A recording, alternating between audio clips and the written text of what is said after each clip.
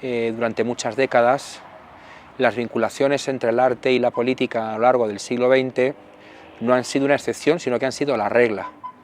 De hecho, sería extraño pensar movimientos de vanguardia importantes de los que han surgido durante el siglo pasado que no hayan estado o vinculados, directamente vinculados, o cuando menos genéricamente afectados por las circunstancias políticas, históricas propiamente que les han correspondido.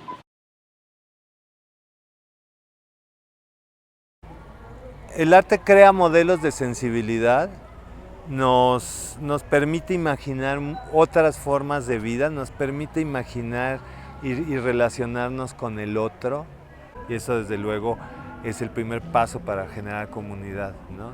El arte trabaja, específicamente las artes visuales, dando visibilidad, ¿no? Hace visible, como decía Paul Klee, hace visible lo invisible. Entonces, el que una obra de arte le dé visibilidad a un contexto social determinado, ya le da una integración, una realidad social, ¿no? Por otro lado, la función del arte, yo diría, es ampliar la conciencia, la voluntad y la percepción. Entonces, como es una herramienta de conocimiento de la realidad, una herramienta creativa, ¿no? Porque se trata de crear otras realidades. Esto es la síntesis de un proceso que llevamos ya hace como 6 años más o menos. Inicialmente empezó como un proceso de sencillamente ir a la montaña, bajar unas piedras para hacer como una escultura viva en el colegio, sí, como en la Talata, como todo este proceso. Pero a través de caminar el territorio nos empezamos a dar cuenta de un montón de cosas, ¿sí? Nos empezamos a dar cuenta de las características mismas del territorio. Después de un montón de especulación, después todos los niños pensando, bueno, ¿por qué están estas piedras acá? Fue un proceso muy vivencial, experimentativo, que pues ya resulta en un proceso de investigación formal, seria. Desde el colectivo Mayaelo, pues propusimos una siembra de las jicas que para los muiscas era la piedra misma, como un contenedor de memoria. Es un laboratorio mismo porque nosotros colocamos esta escultura ahí y no sabíamos cómo la comunidad iba a tomarlo. Hablamos con la comunidad, nos dio permiso, pero todavía estaba como muy distante el objeto artístico a la comunidad. Cómo lo iba a transformar no lo sabíamos. Y ha pasado 2 meses y sentimos que no hay rayones, no las han roto. Y creo que eso ya dice algo, da unas señales que sí hace de una transformación social un elemento estético o artístico como una escultura.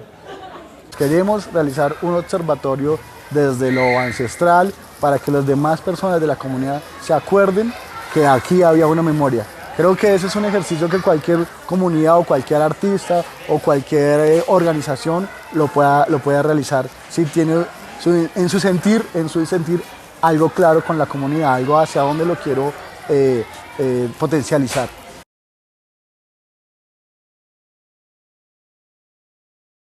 Nosotros hablamos de Maya como una propuesta constante de construcción de sensibilidades, una propuesta constante de actores políticos y sociales en el territorio. Y el arte es un ejercicio poético y sensible de eso. La discusión sobre la autonomía del arte, sobre la autonomía que las prácticas artísticas tienen con relación a esos procesos de construcción política y de construcción social, ha sido uno de los elementos centrales.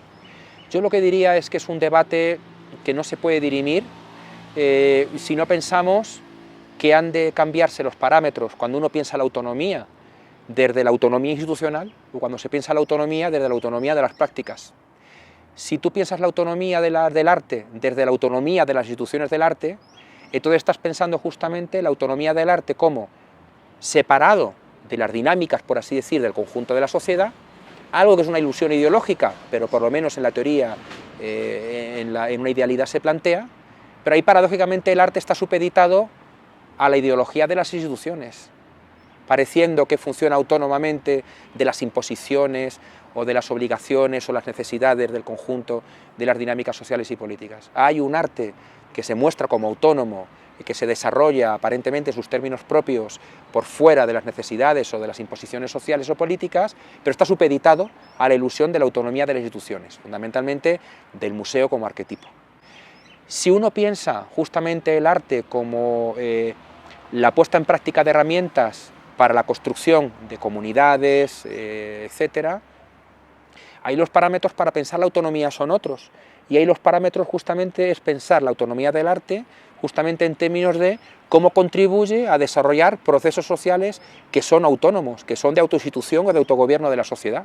Con la mejor de las intenciones probablemente, pero también muchas veces los artistas quieren representar lo que sucede en esas comunidades, pero son externos, ¿no? Más bien, ¿qué pasa con, o los políticos también quieren representar los intereses de esas comunidades, pero son externos? ¿De qué manera podemos ganar la autorrepresentación? Yo creo que eso es algo muy importante para meter en el juego. ¿Cómo estos talentos locales, como puede haber artistas o puede haber gente aquí sensible que represente el lugar, que autorrepresente estas culturas, estos saberes, estos intereses, estas voluntades, incluso políticas, ¿no? Los procesos culturales pueden estar situados, pueden suceder de maneras y de discusiones muy particulares, puede participar incluso en lógicas de poder y discusión, pero corresponden a procesos propios de la ciudadanía. ¿Cómo traducir eso a un proyecto? ¿Cómo traducir eso a un cronograma, a un producto?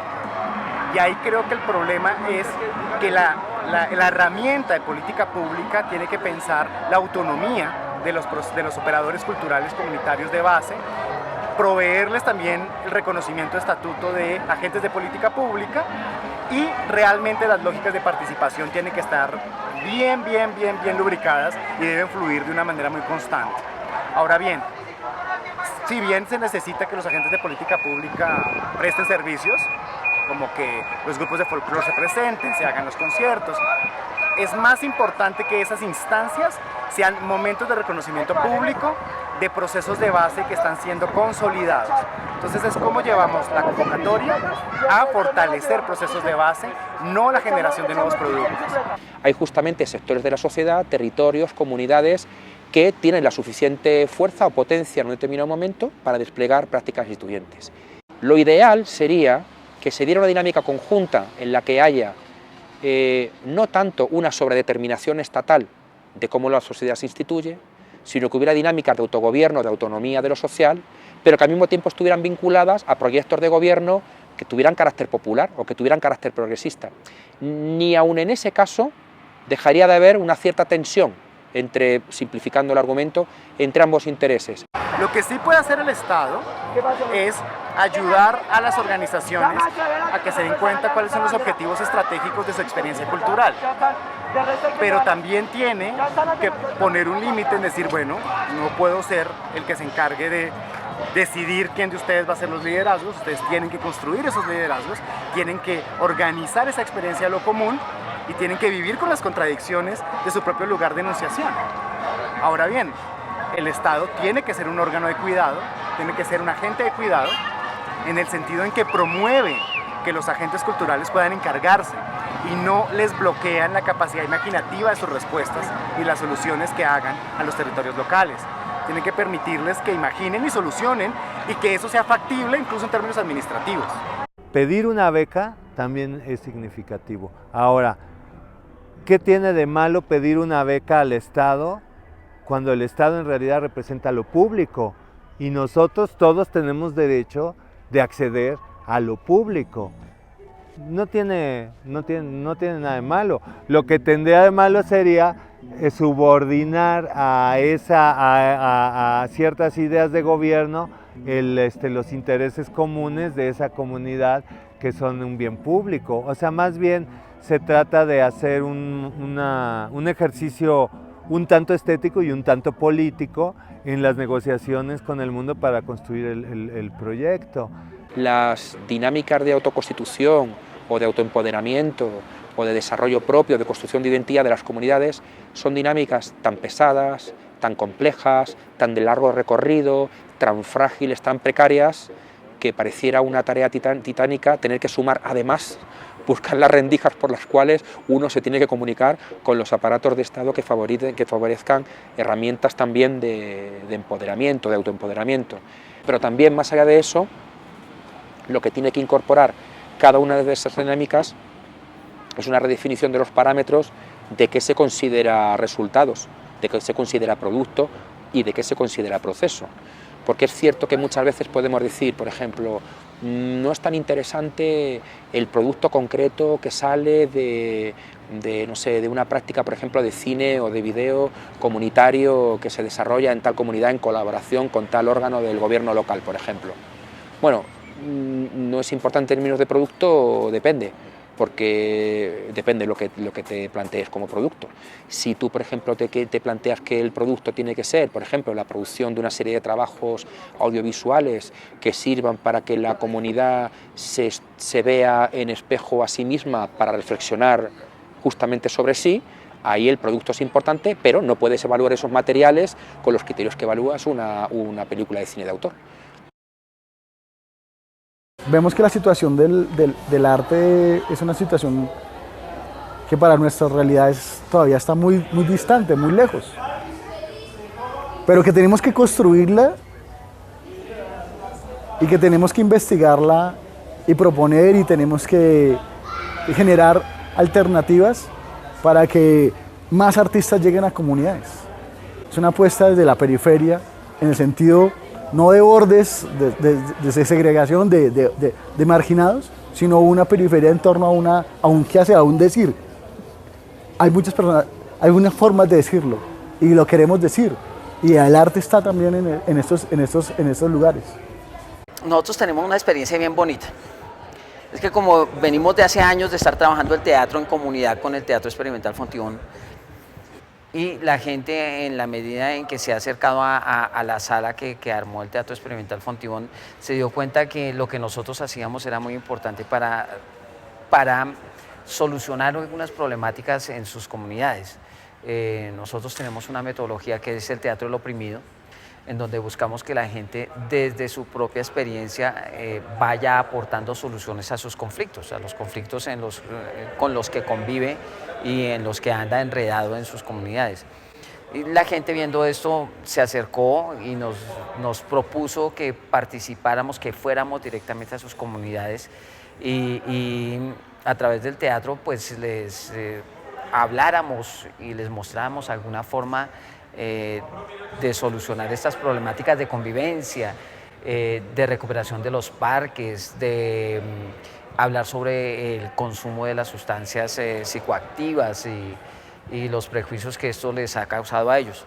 Y ellos han comenzado a entender que eso es un problema que hay que dialogarlo con los mismos jóvenes, con los jóvenes que los consumen y con las comunidades. Y a partir de eso, hacer propuestas conjuntas. Lo que hace un artista es crear unas reglas del juego y seguirlas y llevar el juego hasta el límite, hasta el final. Hay una frase de Henry Miller que me gusta mucho que dice: el arte siempre hay que llevarlo hasta sus últimas consecuencias. Si se empieza con tambores, hay que terminar con dinamita. Y es un poco eso, o sea, tú empiezas con un proyecto y un proceso y lo vas llevando y vas llevando y vas llevando, y justamente la coherencia del proceso es lo que genera el resultado. Ahora, muchas veces puede ser que fracase, que la obra se caiga, que no llegues a lo que tú querías, pero en el proceso descubres que conseguiste algo que no te habías imaginado, que es igual de importante, como por ejemplo construir comunidad. Tal vez la obra, al final tú te das un proyecto común y la obra que querías no funcionó, pero en ese proceso construiste comunidad, construiste un equipo, se relacionó la gente, se vinculó, y al final eso es muy importante, ¿no? Después saldrá otro. Siempre hay, la lógica del arte siempre es ensayo y error, ¿no? Y aquí hay un problema complicado, que es un problema del Estado, y es un problema de gobernabilidad, y es que se le está exigiendo a la cultura producir más con mucho menos. Producir más es producir más eventos, producir más asistencia, producir más servicios, producir más publicaciones, sin necesariamente estar generando los mecanismos en los cuales esos productos hacen parte de vidas de personas concretas y reales que viven en barrios como Usme, que trabajan en la Media Torta, que se encuentran cara a cara y que viven de maneras que incluso no llegan a necesitar esos productos. Para mí un proyecto muy exitoso socialmente es un proyecto que está siendo financiado y producido por la propia comunidad, o sea, que la misma gente del barrio está tan emocionada y tan contenta con que se realice ese proyecto que lo está haciendo todos juntos y así se está sustentando, ¿no? Eso es así como lo ideal. Y claro que tienes que negociar en la práctica muchas veces con instituciones políticas o con empresas privadas, pero sí puedes apoyarte en empresas legítimas que te colaboren e integrarlas en una idea más abierta para producir. Es como la idea es más bien como tener mucha claridad de cómo te organizas y darle un valor simbólico como artista a la forma de la producción misma, al sustento mismo. O sea, no separar el proceso de producción y de realización de la obra, del proyecto, porque el proceso en sí mismo ya es simbólico, en sí mismo ya es significativo. Yo pensaría que la propuesta no debe ser promover la diversidad, sino más bien promover los procesos, como ya dije, pensando que las comunidades o las organizaciones de trabajo son inherentemente contradictorias. Y lo que hacen no basta, pero lo que hacen importa. Yo creo que eso sería como para mí el statement más importante.